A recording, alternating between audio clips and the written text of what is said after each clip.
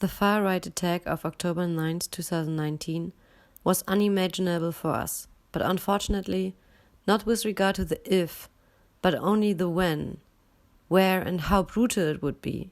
Because as long as fascist tendencies become stronger, right-wing rhetorics become more and more commonplace in many countries, and there is an ever-increasing number of armed right-wing terrorist attacks, we unfortunately will see more and more of such acts. Still, such an attack in our own neighborhood has left us speechless. Maybe we were too naive, or maybe we just kept repressing the scenario in our minds. Today we are discussing how we could be prepared for such an attack and which materials would withstand a machine gun and hand grenades. Just thinking about this feels wrong, but unfortunately we have to face this real danger. The authorities investigating in the case are once again proven incapable of understanding even the most basic forms of communication on the internet. Moreover, they are infiltrated or even intertwined with groups planning the coup and sending death threats with information taken from police databases.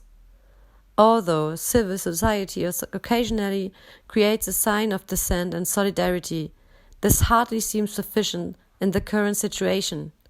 Additional to that, anti-fascist associations, groups and acts have again and again been excluded, persecuted, and put obstacles in their way by the authorities because of their anti-fascist stance. This can be seen in the crude reasoning behind taking away the tax privilege status of being a non-profit organization from groups like the VVN-BDA, the Association of Those Persecuted by the Nazi Regime and Association of Anti-Fascists. The government does not support anti-fascism and increasingly ceases to tolerate it. Even worse, anti-fascism in any form is increasingly criminalized. Even after October 9th, far-right extremist attacks continued in Halle. For example, in March this year, 3 members of the punk scene became victims of Nazi attack. 1 person had to be treated in the hospital. 1 person experienced severe sexual violence. Almost every day, a right-wing extremist conspiracy salesman stands on Marktplatz, who, among other things, uses anti-Semitic costumes to ridicule the victims of the Shoah, denigrates refugees, attacks homosexuals, and threatens young political activists.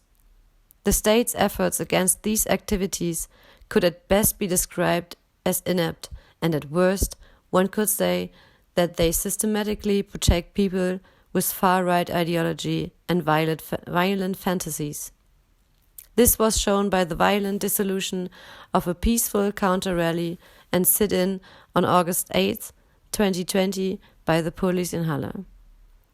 We cannot imagine what the trial today means for those who experienced or witnessed the attack. Even good words about solidarity fade away here, if there's nothing more to them. Nevertheless, it is important for us to tell those who experienced the attack that they are not alone and that anti-fascists are on their side. We want to thank all the support groups who helped those affected by the attack. While we at the group are no experts in dealing with these forms of violence, what we can offer are our skills in construction, repairing, and dealing with the authorities. The doors and gardens of our community center are open for everyone who wants to come together, organize on their own, or just needs a break from their daily lives. The attack on October 9, 2019 did not only target the synagogue and the Kiez kebab shop. This was also an attack on the thriving for an open and tolerant society. That is why we say, some were targeted, but all of us were meant, and therefore we must now stand together, even more firmly, against all anti-Semitism and all racism. In memory of the victims and all those who were affected by the attacks, your Antifa Cultural Center in Halle, Old Municipal Tree Nursery.